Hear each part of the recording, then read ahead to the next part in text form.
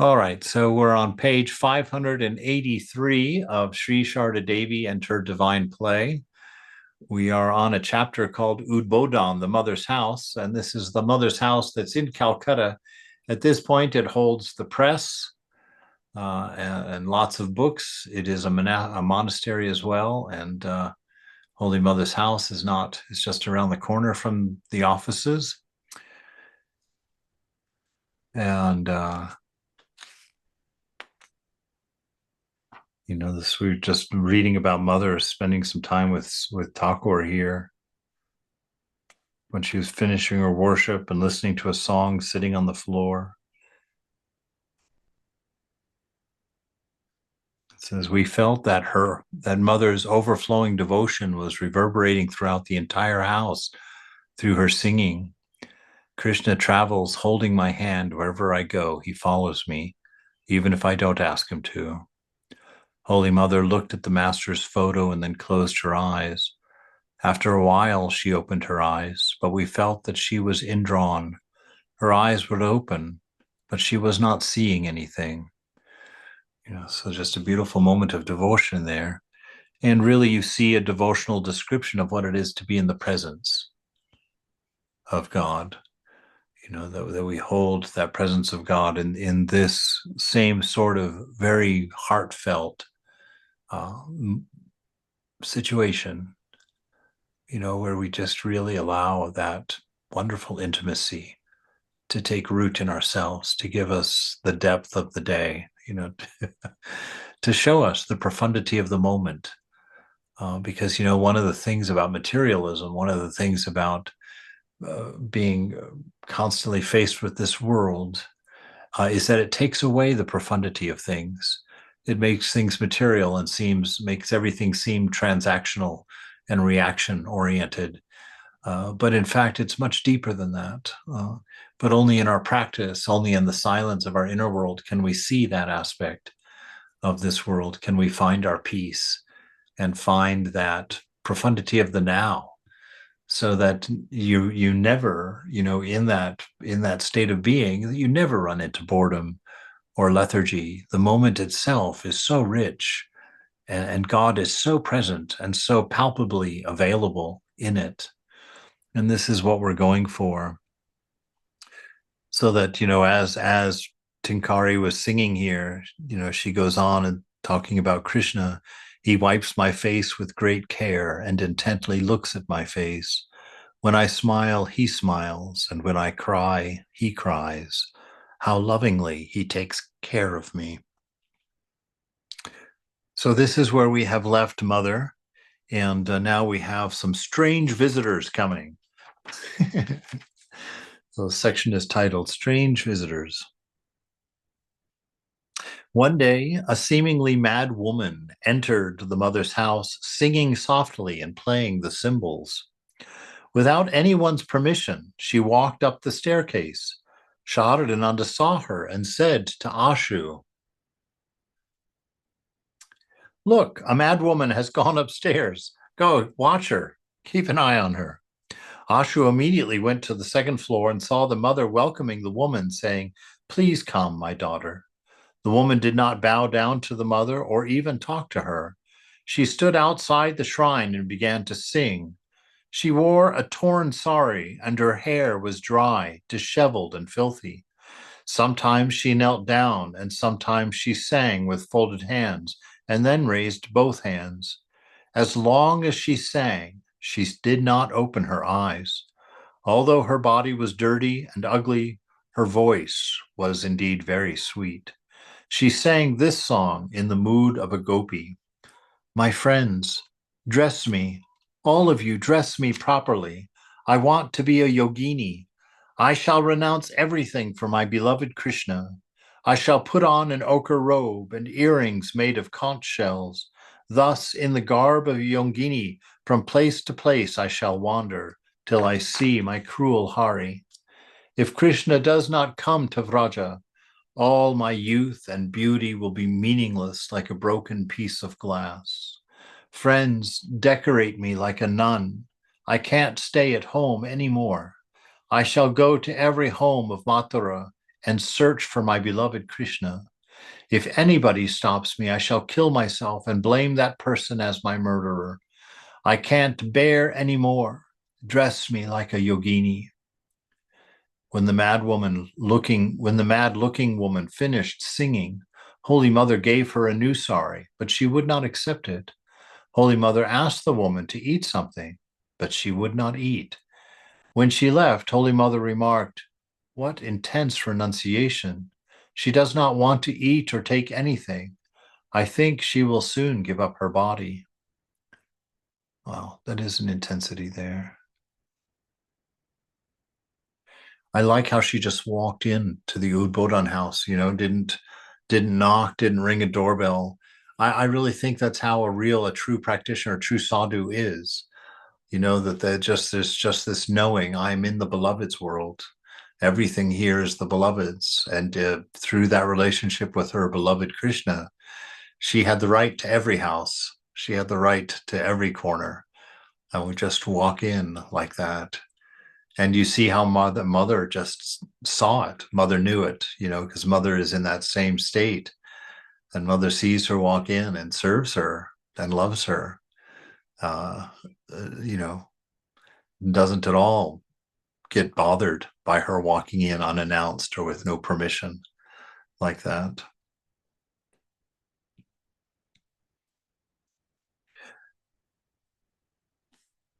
Once a young man came to Udbodhan house to bow down to the mother.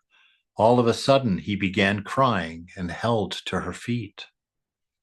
Holy Mother was embarrassed, and her attendant asked the young man to leave. Another devotee said to the attendant, "Please let him express his wishes to the mother. She is not your exclusive property." The attendant replied, "Sir, don't you see this man is creating a disturbance?" Mother tried to console the man. "My son, be calm. Tell me what you want." The man said, "Mother, be gracious unto me. Be merciful." The mother caressed his head and said, "My child, you have my grace. Please be calm." The man controlled himself and then went downstairs with his friend to see Swami Sharadananda. Later on, Sharadananda said with a smile, "The people of East Bengal are just a little emotional. Some people explode with emotion." Once a devotee from Jessore went to bow down to the mother, hiding a knife in his pocket. After bowing down to her, he showed the mother his knife and said, "Please show me your true form." Here you go. How many of you have taken a knife into your practice? Take a knife into your prayer. Show me your form. All right, a new act of devotion here. All right. So, hiding a knife in his pocket, after bowing down to her, he showed the mother his knife and said, "Show me your true form." When the mother remained silent, he said, "If you do not show me your true form, I shall stab myself." Oh, there's a twist. All right. Alarmed, the mother got up and grabbed his knife, saying, "Give up this knife. What form do you want to see?" She pointed to her face and said, "Now see this form." The man saw something and calmed down. One can achieve many things through the power of emotion, but emotionalism is merely ludicrous. Once in August, Holy Mother went to visit Mother Kali at the Kali Ghat in South Calcutta. After worshiping Holy Mother Kali, she was walking to visit Nakuleshwar Shiva. On the way, a Bhairavi clad in ochre robes and a trident in hand blocked her way. She looked at the mother's face for a while and then began to sing an Agamani song composed by Girish. Motionless, the mother stood there on the street. The pilgrims and beggars crowded around to hear the Bhairavi sing. "Oh, my daughter Uma, tell me, how did you stay in your husband's home? So many people say so many things, and those talks make me living dead. It is hard for a mother to bear that my son-in-law lives by begging. If Shiva comes to pick you up this time, I shall tell him that you are not at home." When the song ended, the mother asked Ashu to give the nun a little money, but she would not accept it. She said, Mother, one should take the right thing from the right person. I shall take that thing which I am supposed to receive from you. Mother, go where you are going. The mother began to walk, and from behind her, the Bhairavi collected the dust of the mother's. Oh my God.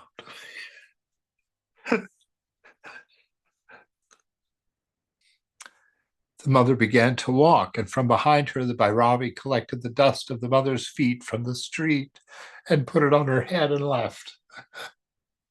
Wow.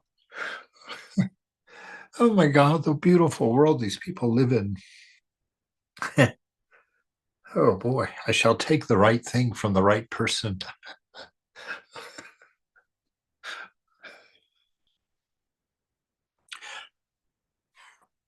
Wow, that is beautiful.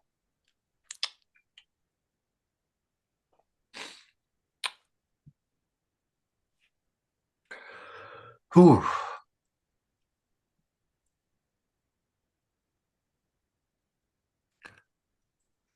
From behind her, the Bhairavi collected the dust of the mother's feet from the street and put it on her head and left. When Holy Mother arrived at the Nakuleshwar temple, she did not go inside. Instead, she asked Nalini, Radhu, Shurabala, and Golap Ma to go inside the temple. But she stayed outside, sitting at the entrance. She was extremely indrawn. When it was time to return home, Golap Ma had to call her a few times before she got up and entered the carriage. She was still distracted.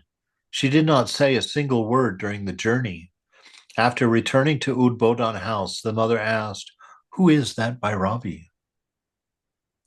Ashu replied, Perhaps she was connected with Girish's theater and has now become an ascetic. Oh, said the mother, and then remained silent.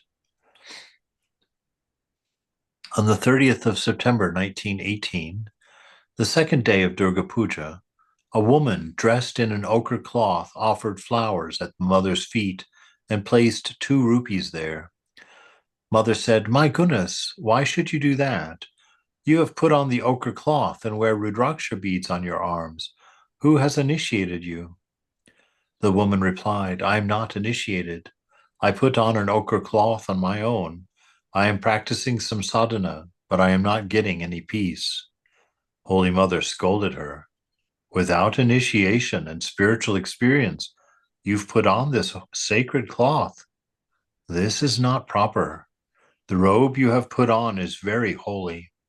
I was about to salute you with folded hands. First, realize God. One should acquire spiritual power. Then all will come and bow down to you. My child, it is not easy to wear the ochre cloth.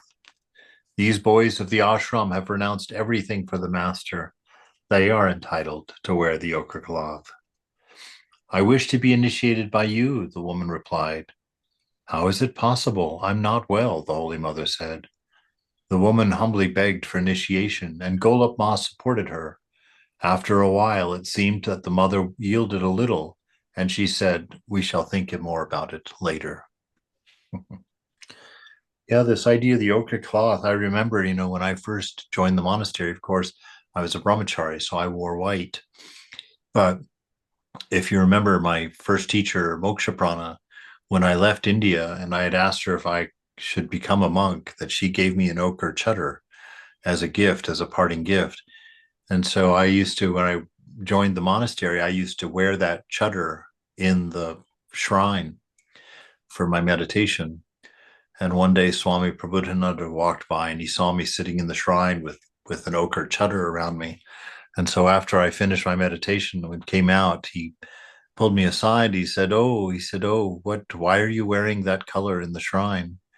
And I told him, it's my chadar from Mokshaprana.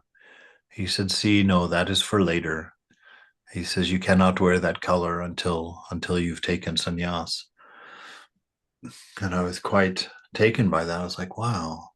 But it really set up an attitude, that wearing that cloth, is a constant reminder of the ideal and a constant reminder that you have to become that ideal. It's a very strong revealer of hypocrisy. When you put it on, when I put on my ochre robes, I feel all the things in me that aren't right. It's like, oh my. So it's always a good time to draw near to Mother. That's really the point of dressing like that. It's a constant reminder. We're always looking for ways not to forget God. And we're always talking about coming up with your methods, for how you're going to remind yourself about the beloved all day long. And so the ochre cloth is that for the monk. It's the thing that always puts his mind back on what he has committed to or she has committed to. So it is a holy thing, and according to Mother here, it's not proper, to put it on as a thing. If you're going to go to the temple for worship and so you put on ochre, no, that's not the proper way. It always has to be matched by the renunciation that it goes with to be proper. All right, Basudevananda as a worshipper. When Holy Mother was in Jairambati, or when she was not well, a monk would perform the worship at the shrine in Udbodhan House. In May of 1918, Swami Basudevananda was sent from Bellarmat to Udbodhan House to serve as a worshipper. He found various deities on the altar, including the Master's picture, Mother's Gopala, Maku's Radha Krishna, Yoginma's Gopala, and Baneshwara Lingam, and another Kali image. When the Mother returned from Jairambati, Basudevananda asked her, Mother, how shall I perform the worship to all of these different deities? How do you worship now? She asked. The Swami replied that he had learned some mantras from his grandmother when he was at home, and he still used those mantras. The Mother then instructed him, well, worship all these deities with the seed mantra of your chosen deity. He has become all gods and goddesses. First, take the seed mantra, then add a particular deity, and finally add namaha, meaning salutation. If you have an inclination to worship any god or goddess, you can worship the image of the Master. Your chosen deity and the Master are the same, and he has become all gods and all goddesses. This is a wonderful instruction here because this was very important to me when I first joined.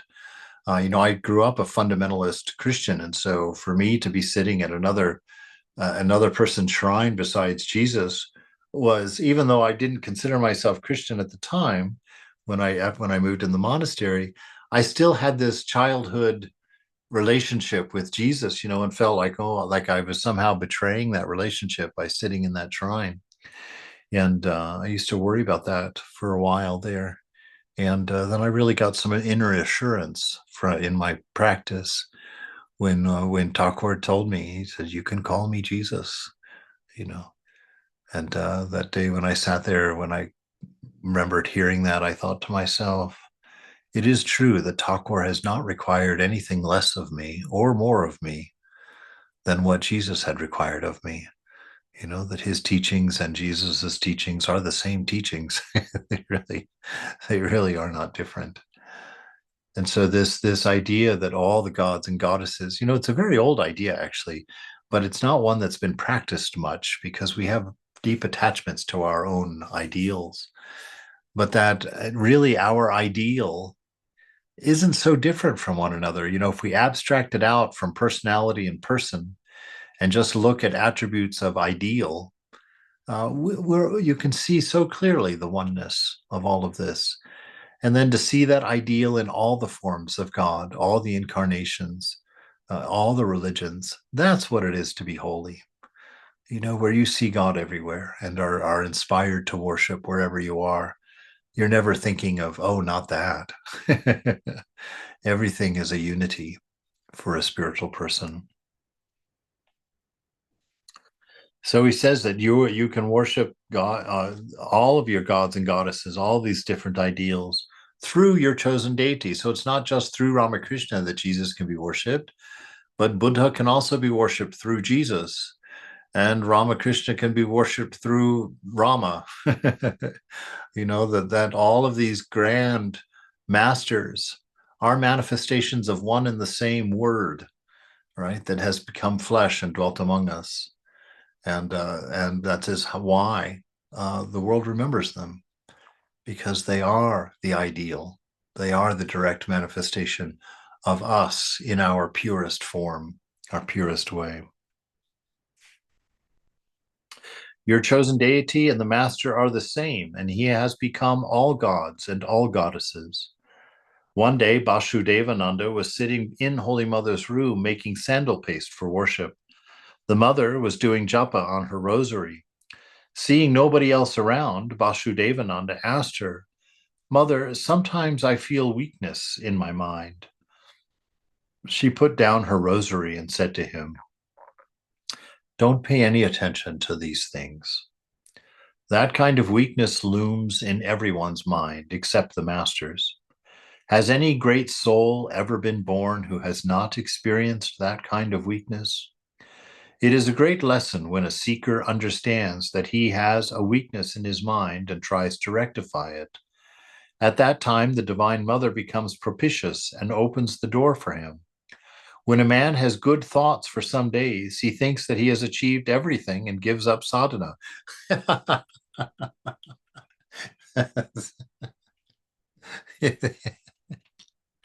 That's funny. It's funny because it's really partly true there. I've seen that, in my life. When you're doing really well, you just think you just think you're doing amazing. You're like, wow, finally, I'm free. Here we go. And then because you do start to get lax because you feel like you've graduated from kindergarten somehow, right? And you go on.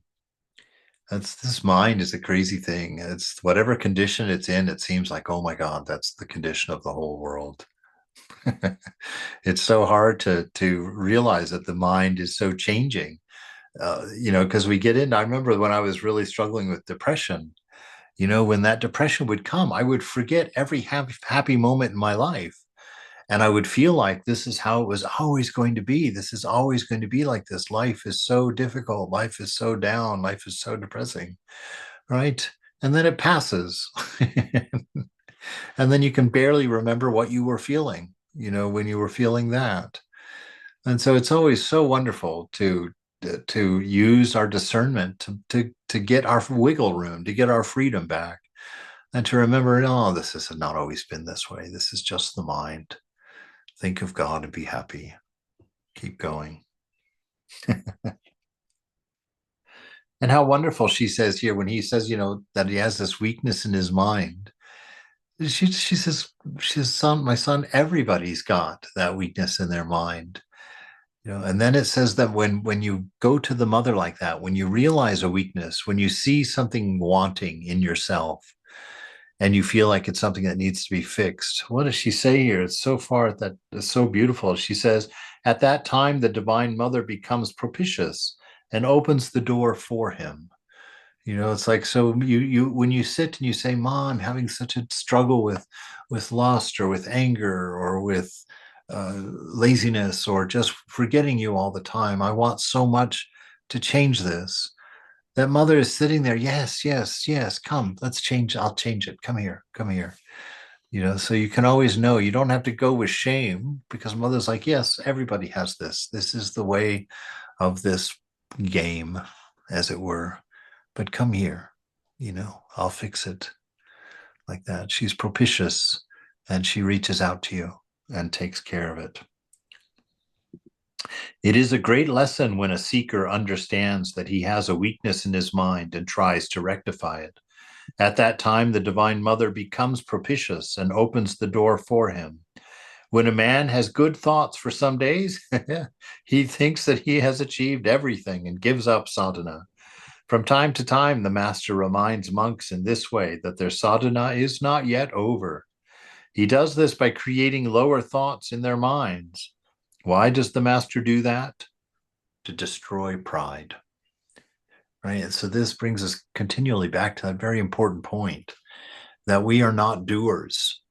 And we are not doers for a very important reason: to save us from egoism. That's why Thakur has told us, you are not the doer. I am the doer. And so when we're doing well in spiritual life, know that that is a gift of grace. That is just meant to put your eyes on grace. That's all. It's not to feel anything about yourself or to think that you're almost there or that you've almost done this or I must be here in spiritual life. That's absolutely the wrong thing. Just know it's a signboard saying grace is touching you. Be happy. And that's all, right? So that we know that anytime we're doing well, it is because Mother's carrying us. And anytime that we're not doing well, it's because we're carrying us. Right? And so hold on to that grace. Just give everything over to that grace so you don't get stuck in this wrong thinking that I'm this, that, or the other. We just don't think about I at all. We just are always thinking about Mother and the grace. And if we happen to remember to say our mantra during the day, we laugh happily when we remember to say it. And we say it and say, there's my token of grace. There's my invitation of grace. There's my evidence of Mother's presence and interest in my well-being. So why does the master do that? To destroy pride. So she says that sometimes the master puts lower thoughts in your mind. When you think that you're doing well, when you think, and probably all of us have experienced that, when you think you're doing really well and life is going really great, that's the time you have to really watch your feet because you're going to fall over something. And Master does this on purpose. It's not accidental. He does this. Why? To keep you understanding you're not the doer. You're not the doer. Keep your mind on me. Take your delight in me, not in how you're doing, not in the quality of your efforts or practice. Take your delight in me. That's all. Nothing more. As long as you are alive, be careful and surrender to the master. Some evil elements are still around. They will jump on you when they find an opportunity. The ego generates all sorts of worthless and bestial thoughts. One should hold the attitude of self-surrender until death, right? Self-surrender is just that. I'm yours, Ma. My beloved, I'm yours. I have nothing. You are my whole world. You are everything. My inspiration, my goal, my dream, my satisfaction, my profound moment. You are that. Right? The ego generates all sorts of worthless and bestial thoughts. One should hold the attitude of self-surrender until death. Once even the master absorbed the onslaught of lust in his body, so one should not be proud that one has conquered lust. One afternoon, Vasudevananda was putting the pictures of the master on the altar after his noon rest. The mother was seated on her cot. Yoginma asked Vasudevananda, "Hello, how do you like Udbodhan House?" The monk replied, "Oh, the work here is very monotonous. When the mother is not here, from time to time, I feel dry. Moreover, there is no one here to teach the scriptures." Holy Mother said, "How can the master's service be dry?" What an odd thing that is. How can the master's service be dry? You should reflect upon the cause of dryness. The human mind becomes accustomed to a certain condition, and when it goes to another situation, it feels uncomfortable and it longs for the previous condition. At that time, one should pray to the master.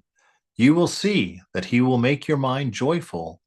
In the beginning of spiritual life, it is not good to study and discuss the scriptures day and night. This makes the mind dry.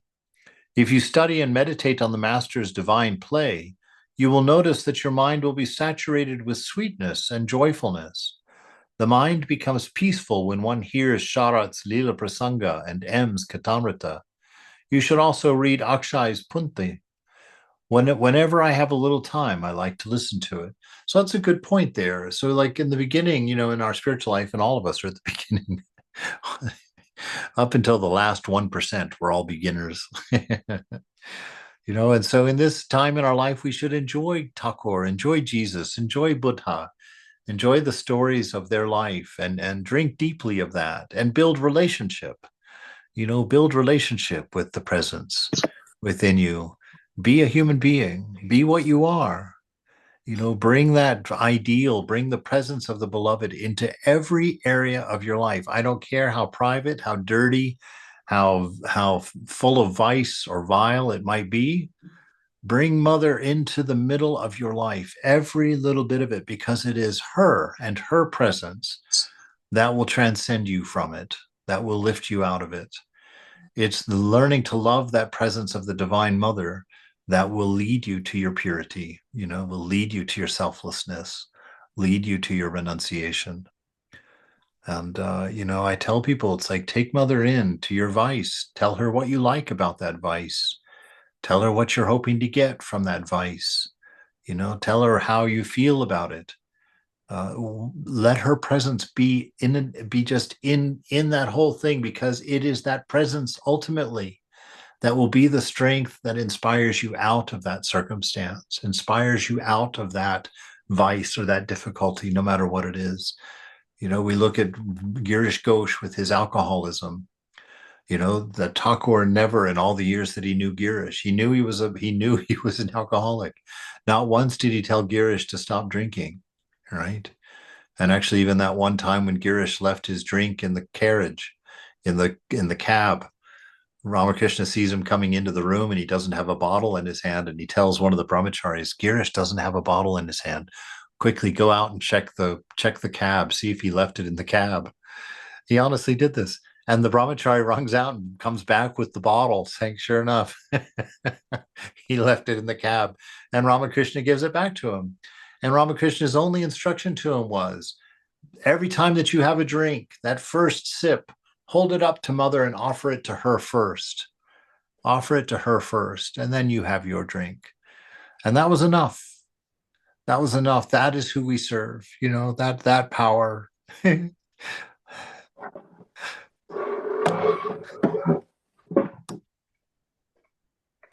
That's our companion. And that's why we live in that presence, because that presence is our realization. That presence is our divinity, our love, our hope, And by bringing that in, we get warmed up and we evaporate above all of the material, above all the form.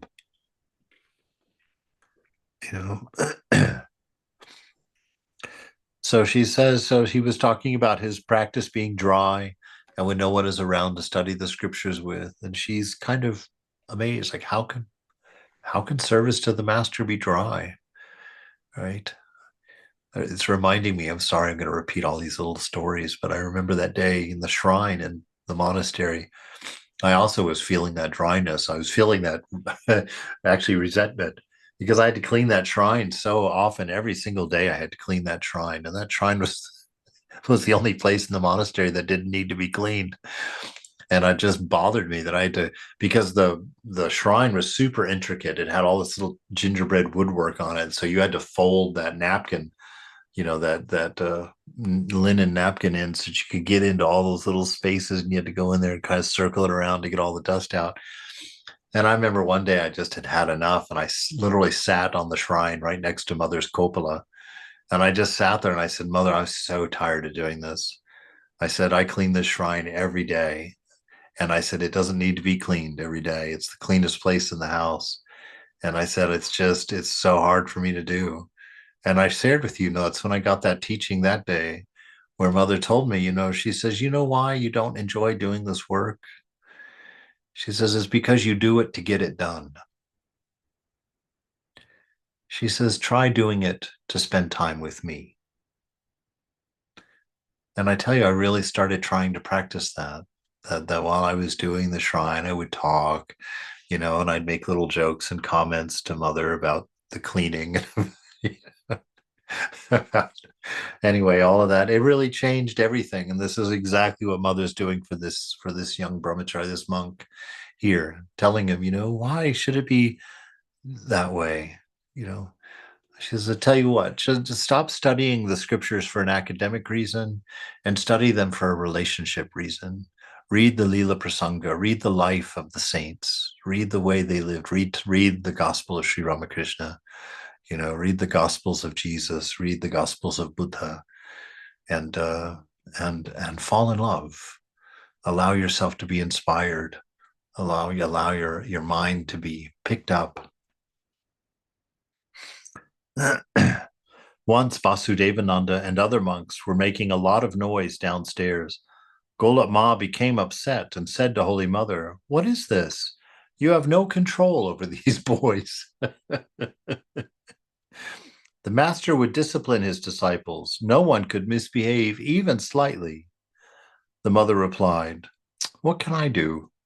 I don't see any fault in others, so how can I discipline them? Moreover, I'm their mother. How can I punish them? I receive them and clean away their dirt and their impurities. They are all the master's children. Is it so easy to punish them? He has his own way of making everything right. His overwhelming love will set them straight." You see that? That's what's going to set you straight. Not mother chastising you, not her pointing fingers and being angry at you, not her threatening you.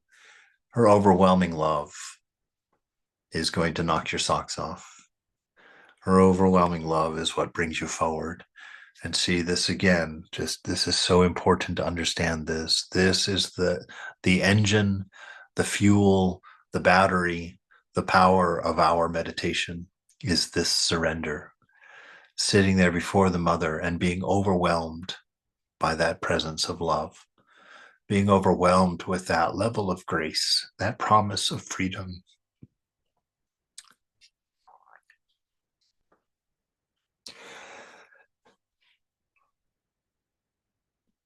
His overwhelming love will set them straight. Our master was the embodiment of love. There was no harshness. There was no rudeness in him. When people say, well, God will give the result of that person's karma, I pray to the master, "Master, do good to both the ignorant and the intelligent." I tell the boys, don't harbor ill feelings for others. Don't pray to God to take action against others. Rather, pray for the welfare of the oppressor. God's judgment is well balanced, and there is not the slightest mistake in it. There is no end to his mercy.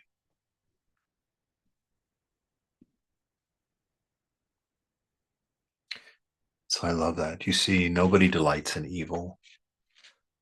It's one of the qualities of love in Corinthians that we should talk about and share.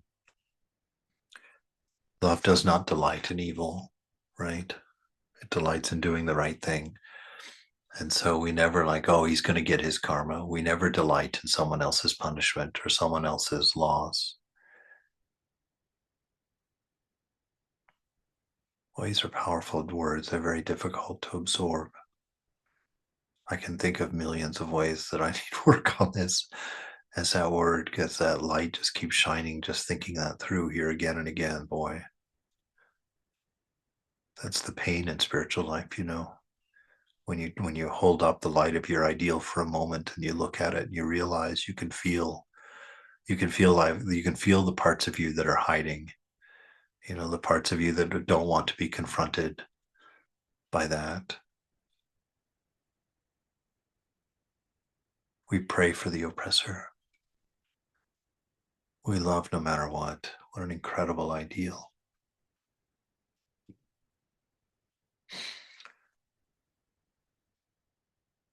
God's judgment is well balanced, and there is not the slightest mistake in it. There is no end to his mercy. Once Swami Vasudevananda fell ill with influenza. He said to Holy Mother, "Mother, generally the mind is restless.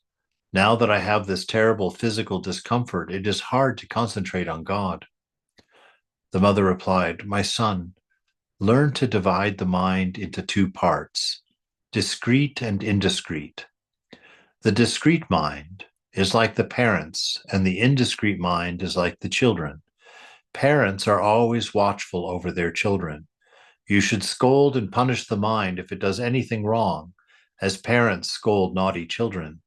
Thus, if you continue to practice this for some days, you will notice that the mind will come under your control. If a bad habit takes root in the indiscreet mind for many days, then 100 scoldings cannot uproot it. At that time, pray to the master to change the weak mind. There is no other way. He is God. He can do anything. He can recast the old mold into a new one. As a potter gives shape to raw clay, the master could give shape to human minds according to his wish. He could build a human character according to his will. So you see, you really are not the doer. If your mind has gotten it set in some bad habits, she says there's no way that you can change it just by yelling at it or just by being disappointed in yourself or just by nagging yourself. She said, when it's become like that, nothing can change it but God. Go to the Divine Mother, go to God, go to your ideal and pray, right? And surrender that prayer. Really lay in front and open your mind and let the beloved see it as clearly as you see it and feel that discomfort. Feel the pain of vice, right? Feel the discomfort of light in a place in you that loves darkness. Feel that discomfort, explore that discomfort, become well acquainted with that discomfort, and then remind the mind of it when it begins to go that direction again. Some other saying, divide your mind in two, the parent and the child, right? I always see that. I think the presence to me is that upper is the parent, and the part of my awareness is the child, And so hearing Mother always emphatically encouraging and going and pushing for going better, for going higher, and not to get tired, and not to get lazy, and not to be kind of lulled into an inertia where you just feel like, okay, well, I've got it down to a comfortable life. This is good for me. Like, no, not until you've realized. Keep going. Blessed are the simple and the sincere. A young vagabond named Chandra Mohan Datta came to Udbodhan publication office one day looking for work. He sat on the outside veranda and fortunately met a man named Mohan who worked for the household. Chandra learned from Mohan that Udbodhan House was an office of the Ramakrishna Mission and some monks lived there. Chandra asked, "May I meet the head of this center?" Mohan asked him to wait. He soon came back and said, "Please come. The mother has asked me to take you to her." Chandra was a little perplexed to learn that women also lived in this mission office. However, he went to the upper floor to see Holy Mother. Chandra recalled, "At the first sight of the mother, I felt that she was my own. Her eyes, they were so calm, as if compassion were dripping from them. I bowed down to her and she blessed me by touching my head. She inquired about me in detail, my name, where I lived, who else lived with me, and so on. The simple-natured Chandra opened his heart to Holy Mother, describing his pain and his agony, his brother's ill treatment of him, and how he was desperately looking for a job. Isn't that funny? We just talked about that, and here Mother's laying it out in intricate detail. This is how we open our mind before the beloved and let all of things be as they are. Nothing is hidden. Nothing is decorated. Nothing is disguised. That you can be absolutely sincere, absolutely earnest in front of the mother. And if things are wrong, she will take responsibility for changing it. She will love you to transcendence. The mother listened to his story and then asked affectionately, "Are you ready to do any kind of work, or would some kinds of work affect your prestige?" Chandra replied, "I shall be doing my mother's work. Where does the question of prestige come in?" Pleased, the mother said, "Some of my monastic children and a few women live in this house. We need someone to do our shopping. My son Sharat decides whether to give an appointment. Go with Mohan and meet him." Mohan said to Sharadananda, "Maharaj, the mother has sent this gentleman to you. She has mentioned that if you consider it necessary, you may appoint him to do our shopping." Smiling, Sharadananda said, "Who am I to appoint? You have already come to me with an appointment letter." He then said to Kishori, another worker, "You said that you needed another person to help. Train this young person to serve that purpose. Chandra was hired at a salary of 10 rupees per month to buy groceries every morning with Mohan and to pack and sell books published by Udbodhan House. Whenever there was a festival in one of Ramakrishna ashramas, Chandra carried books to sell from a stall. Thus, he was instrumental in spreading the master's message and increasing the income of the Udbodhan publication department. When an individual takes a sincere step, then all gods attend, and his single deed is sweet, said Henry David Thoreau. The mother's heart melted as she observed Chandra's sincerity and his loving service. She initiated him and sanctified his rosary. She also asked him to do some small errands for her. One day she said to him, "Do you know why I have some of my work done by you? When I am no more, the memory of all of this work will bring a solace to you." Another day she said to him, "My children will not be born again. You too will not be born. This birth is your last." Tears of gratitude trickled from Chandra's eyes. Sharadananda heard the mother's blessing to Chandra and joyfully told him, "Well, so you have managed to attain your end. You have accomplished the sole purpose of life merely by doing some odd jobs for her. For whose favor Brahma, Vishnu, and Shiva are engaged day and night in such arduous austerities. Go now, romp about, be free of care." Wow. Whew. What a moment. What a moment. Can you imagine the mother telling you to your face, it's done for you. This is your last life. You will not be born again. And then Sharanand of all people tell you, get out there, go take a victory lap, go romp, have some fun, go celebrate, have a piece of cake. You've gotten that which the gods and goddesses beg the mother for. Go now, romp about, free of care. There's a t-shirt right there. Vedanta Center of Colorado. It'll say that at the top, and then it'll say, "Go now, romp and be free of care." Yes, yes. Once a terrible flood in East Bengal swept away Chandra's house, leaving his parents, wife, and children homeless. When the news reached Chandra, he felt helpless. He did not say anything to the mother or the monks. He was so depressed that he could not eat or sleep. The all-knowing mother learned about Chandra's situation and said to him, "My son, no one has any hand over providence. Don't be broken-hearted. Go to your home and take steps to put everything in order. What will you gain from worrying? Why are you not eating properly?" Chandra replied tearfully, "Mother, what can I do there? Our home and everything we owned is swept away. We need a lot of money to restore everything. Moreover, I don't even have any travel money." The compassionate mother said, "I know your situation. Take this money and go home. This money will cover your travel and repairs to your house. But don't tell anyone that I have given you money. Tell others that your house has been inundated by a flood, so you are going home." Saying so, the mother handed Chandra a bundle of notes that were tied up in the corner of her sari. Chandra was overwhelmed by the mother's unselfish love, by her compassion, and by her generosity.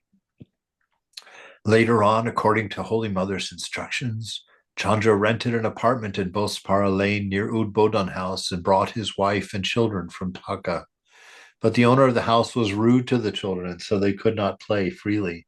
When the mother heard about this, she asked Sharananda to have a house built for Chandra and his family. The Swami always obeyed the mother's command. He bought a piece of land for Chandra on Bospar Lane and built a small house with brick walls and a tin roof. This made mother happy. Holy Mother also initiated Chapala, Chandra's wife. One day the mother gave a handful of rice to Chandra and said, Tie this up in a piece of cloth and place it in an earthen jar in which you store rice. There will never be a want of rice in your household. Wow. She bought him a. Obviously, the mother was very kind to Chandra, right? Oh, boy, that's a word, isn't it? Yeah. But I don't think it was just Chandra. I think mother is very kind to her children. Yeah, She, but to get a housemate for him, you know, yes. Well, give well, him she such made a, you. She made you one too. yeah, I mean, that's true, but all some devotees, she says she'll think about initiating them, you know. Yes, it's true. So she, I don't, on what basis, we don't know, right? No basis. That's what unconditioned means. She loves you for you, and she does what's best for you in the moment that it's best for you. That's all Mm. she's concerned about. So if she's telling some people, oh, I will think about it, that means she's trying to find out if it's best for them in the grand scheme. Is it time for that yet? It's not that something's wrong and they are getting punished. It's whether it's the right time or not. Mother is in love with all of us. That's her nature. She would build all of us a house. She would, she have must have a lot of corners in her dhoti, Yeah. in her sari, to hide all the money she gives out to everybody. Yes. So that is chapter 29. Beautiful.